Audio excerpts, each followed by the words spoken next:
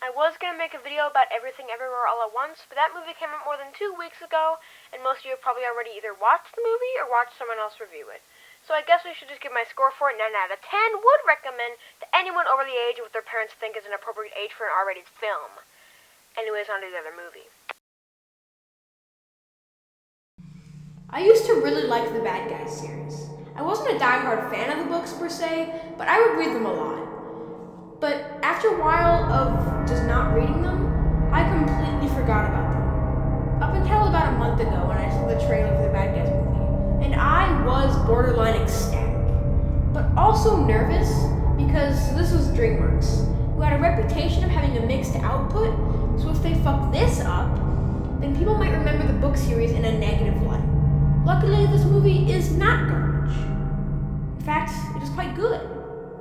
It's like a 1980s heist movie if those movies were actually good. Now on to the cons.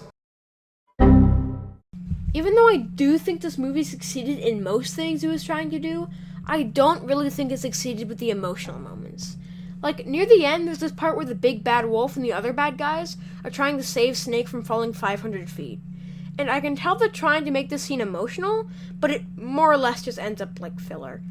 And I think it's because they don't really give the emotional moments their own space to breathe. They just try to shove it in between some action scenes.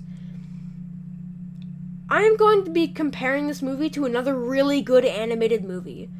Mitchell's vs. the Machines also has some really appealing action scenes, but Mitchell's vs. the Machines is able to have some really strong emotional beats too, because the emotional beats have the space to be emotional beats and make me feel the feels.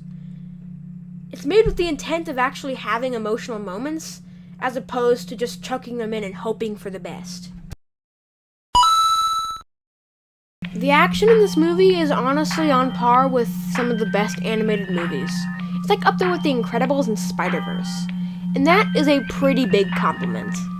I still don't think this movie is as good as those movies per se, but the action is still really good. The animation style is also really appealing. It's not as creative as Spider-Verse or Mitchell's vs. the Machines, but I really prefer it to both of those movies for some reason. It just goes to show what a good style and animation team can do for a movie. It's also a really funny movie. I started to get worried from the beginning. They pulled it back right away, and the jokes coincide with the animation perfectly. The super cartoonish expressions of the characters display the perfect level of goofiness to make the jokes even more funny than they already are. That's saying a lot because the writing is also really good as well.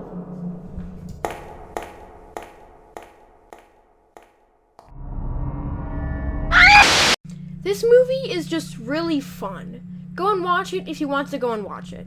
A solid 8.5 out of 10 from me. And as always, go away, please. Even though I do think this movie succeeded in most things it was trying to do, I don't really think it succeeded with the emotional beats.